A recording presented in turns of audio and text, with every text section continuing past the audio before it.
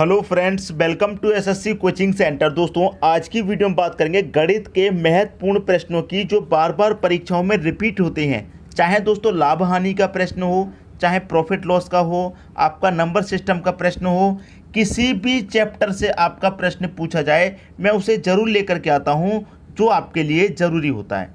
तो चलिए स्टार्ट करते हैं दोस्तों। पहला प्रश्न है, एक विक्रेता को 40 रुपये में 45 केले बेचने पर 20% की हानि होती है। उसे 24 रुपये में कितने केले बेचने चाहिए जिससे उसे 20% का लाभ हो। तो आप जानते हैं कि मैं आपके लिए क्या लेकर के आता हूँ, आसान तरीका लेकर के आता हूँ और आसान ट्रिक से सॉल्व कराता हूँ। तो देखिए, इस प्रश्न के लिए सबसे आसान तरीका क्या है, यहाँ पर मैं लिख देता हूँ आपके लिए जो ट्रिक बनेगी। रुपये लिखिए, रुपये के वस्तु में क्या लिखना है आपको, वस्तु जो भी वस्तु है वो गुना कर देना है प्रतिशत से। समझ में आई बात? नहीं समझ में आई अभी आ जाएगी, बस आप अंत तक देखते रहिए। दूसरी तरफ भी रुपये बटे में वस्तु, ठीक है, गुने कितना प्रतिशत। अब आपकी समझ में आएगा। देखिए कैसे आएगा ये हम आपको बताते हैं। रुपये कितना है, 40 रुपये है, तो 40 रुपये लिख लेंगे बटे में 40 रुपये में कितने वस्तु की बात कही गई है, 45 केले की, तो 45 लिख देंगे इनटू प्रतिशत कितने, 20% की हानि की बात होती है तो क्या करते हैं, 100 में से घटा के लिखते हैं। तो 20% की हानि है तो 100 में से 20 घटा देंगे, इसका मतलब 80 आ जाएगा। अब आ गया होगा सबकी समझ में। फिर बाद में रुपए कितने हैं, 24 लिख लीजिए। कह रहा है कितने केले बेचे, जो वस्तु है पता नहीं कितनी बेचनी है, उसे हम एक्स मान लेते हैं, गुने कितना, 20% का लाभ हो। तो लाभ को क्या करते हैं हम 100 में जोड़ के लिखते हैं, तो 20 का लाभ है तो 120 हो जाएगा। बस इसी को सॉल्व कर लेना है, आंसर आ जाएगा। 24 से 120 कटेगा दोस्तों 5 बार में, ठीक है। 40 से 80 कटेगा 2 बार में, 5 से 45 कटेगा 9 बार में, और 9 दूने का कितना हो गया, 18। तो x बराबर कितना हो गया आपका, x बराबर 18 हो गया। यह आपका आंसर आ गया। 18 किस ऑप्शन में, पहले ही ऑप्शन में है, ठीक है। तो उसे कितने केले बेचने चाहिए, 18 केले बेचने चाहिए, आपके प्रश्न का सही आंसर है। तो बताइए, एक ही स्टेप तो है आपका, ये एक ही स्टेप में तो आंसर आया है। ये वाला दो स्टेप मैंने आपको बताया है, अगर मैं आपको नहीं बताता ये वाला स्टेप तो इस स्टेप में आंसर आ जाता, अगर मुझे तरीका मालूम है तो।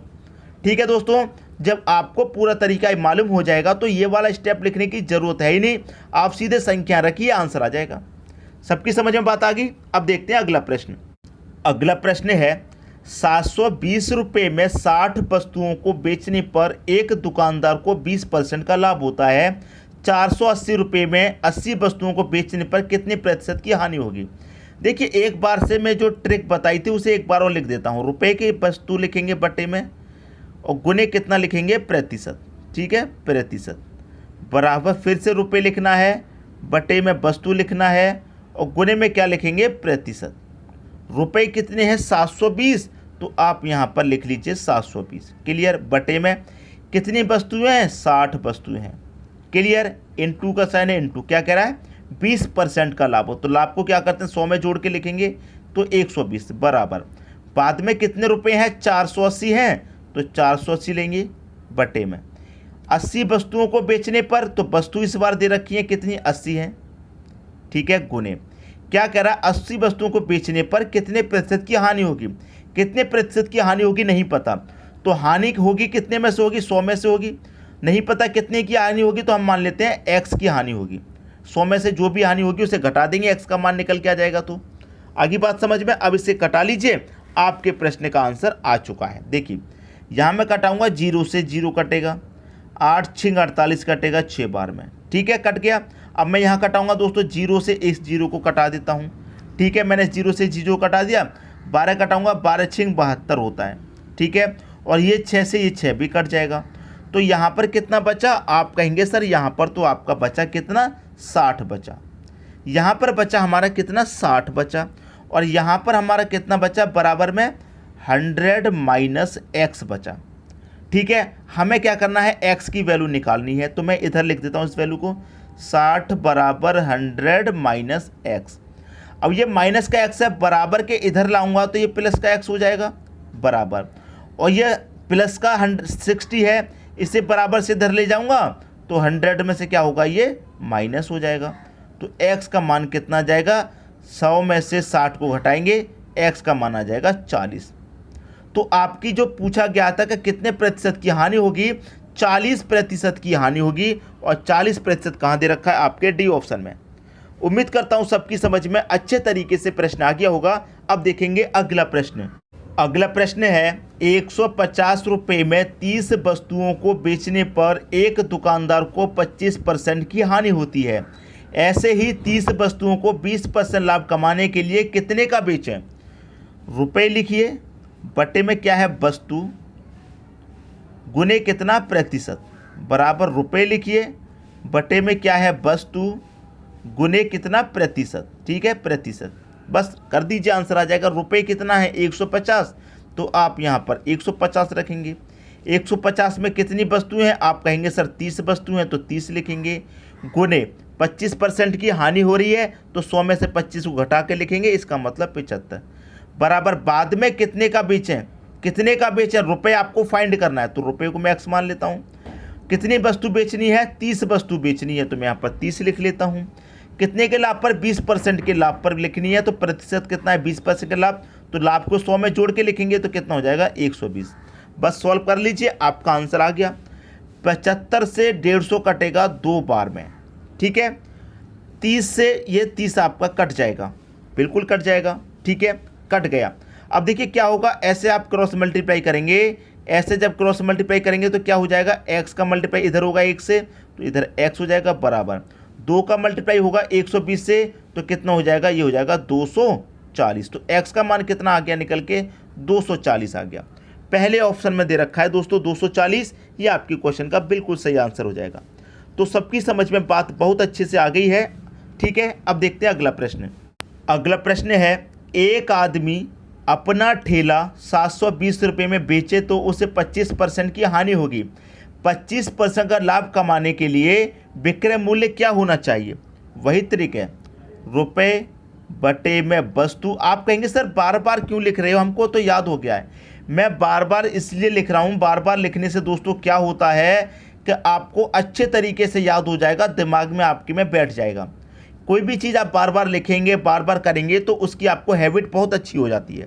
ठीक है, तो कितने रुपए दे रखे हैं 720, तो आप यहाँ पर लिख दीजिए 720। 720 रुपये में कितनी वस्तु है, एक ठेला है। कितना है दोस्तों, एक ठेला ही तो है, तो एक वस्तु है, तो मैं 1 लिख दूंगा। इनटू कितने प्रतिशत की लाभ की बात की है, 25% की हानि की बात कर रहा है, तो हानि क्या होगी, 25 को घटा देंगे 100 में से, तो 75 हो जाएगा। बराबर बाद में कितने रुपए हैं, बाद में रुपए आपको पता करने हैं कि विक्रय मूल्य क्या होना चाहिए, रुपए पता करना है, तो उसे x मान लीजिए।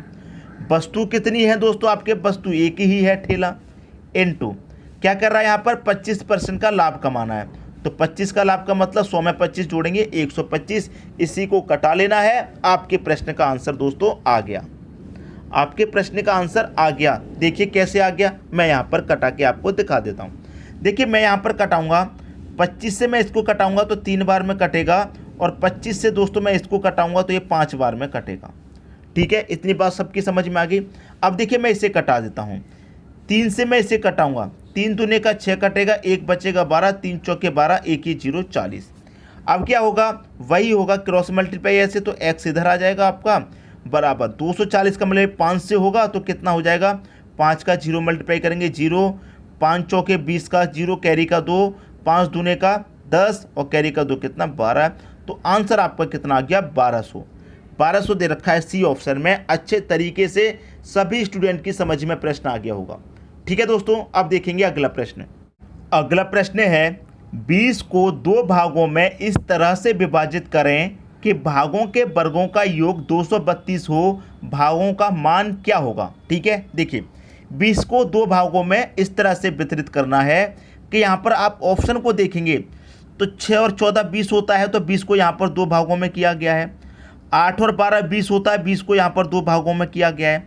4 और 16 20 होता है, 20 को यहाँ 2 भागों में किया गया है। 10 और 10 20 होता है और 20 को यहाँ 2 भागों में चेंज किया गया। ठीक है, समझ में आई बात।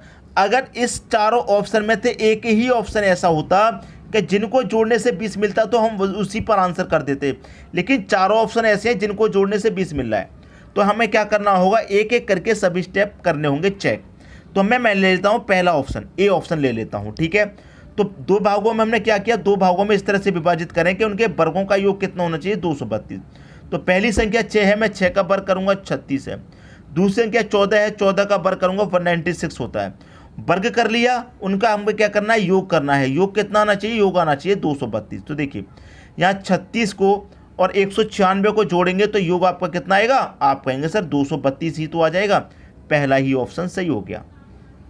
ठीक है, दूसरा ऑप्शन को चेक करेंगे, 8 का वर्ग करेंगे 64 हो जाएगा। 12 का वर्ग करेंगे, 12 का 144 होता है, दोनों का योग करेंगे तो 4 और 4 कितना हो जाएगा, जोड़ने पर 8।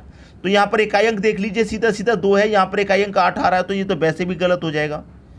तो सबकी समझ में बात आ गई किस तरीके से इन प्रश्नों को सॉल्व करते हैं। अब देखेंगे अगला प्रश्न। अगला प्रश्न है, एक व्यक्ति किसी वस्तु को 15% लाभ पर बेचता है, उसने इसे 6 रुपये अधिक पर बेचा होता तो उसे 18% का लाभ होता। व्यक्ति ने वह वस्तु कितने रुपए में खरीदी थी। देखिए पहले वो कितने में बेच रहा था, 15% में बेच रहा था। बाद में कितने में बेच रहा है, 18% में। तो कितने रुपए अधिक मिल रहे हैं, आप बोलेंगे 6 रुपये।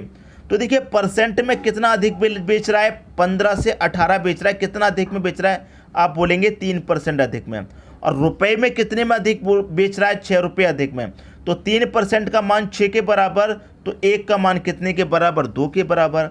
आपसे पूछ रहा है कितने रुपए में खरीदी थी, खरीदी थी का मतलब कॉस्ट प्राइस 100% का मान पूछ रहा है। तो 1 बराबर 2, तो 100% बराबर कितना हो जाएगा, 200 हो जाएगा। ये आपके प्रश्न का दोस्तों बिल्कुल सही आंसर हो जाएगा। ठीक है, 200 किस ऑप्शन में, चेक कीजिए, सी ऑप्शन में 200 दे रखा है, ये आपके प्रश्न का बिल्कुल सही आंसर है। अब देखेंगे अगला प्रश्न। अगला प्रश्न है, ए एक काम 12 दिन में और बी 18 दिन में करता है।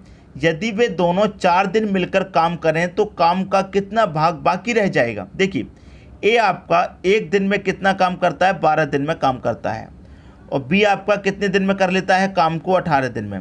लेकिन काम कितना है ये आपको अभी तक नहीं पता कितना काम है। अगर आप दोनों का एलसीएम ले लेंगे तो आपको ये पता चल जाएगा टोटल काम कितना था। तो 12 18 का एलसीएम कितना आएगा, 36। 18 से 36 कटेगा 2 बार में, 12 से कटेगा 3 बार में, तो 36 इसका एलसीएम आ गया।